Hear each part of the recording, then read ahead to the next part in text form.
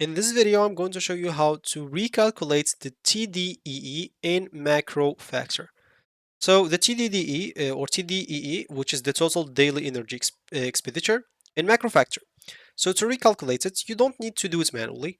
The app automatically recalculates your TDEE, of course, every week based on your weight trend and logged intake, especially if you choose the coach program. If you choose it like the manual program, you have to recalculate it by your own. So, however, you can like force it to trigger to a recalibration if needed. So, how to do so? Of course, like MacroFactor, constantly refine your TDEE using your daily weights entries and your logged calorie intake and your adherence level.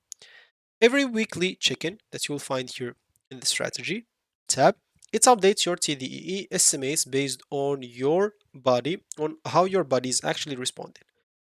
This is basically the heart of adaptive coaching system. If you don't have like the coaching system and you like adaptive one to recalculate automatically when assessed to recalculate automatically, you can just go and set your new goal. Example, let's say I want to maintain weight. Next, done, set new program. So once you click on set new program, here you'll have to choose coached. This coached will recalculate everything automatically.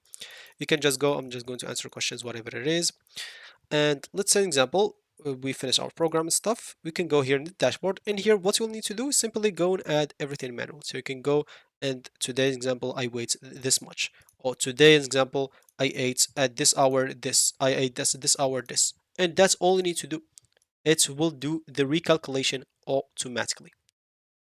Of course, if you want to do it like manually or recalculate manually, you will have to, once you set your new goal, you will basically have to choose here manual as example, and you'll have to set everything by your own. So let's say example, here you'll have to enter everything by your own and you'll be able to recalculate it.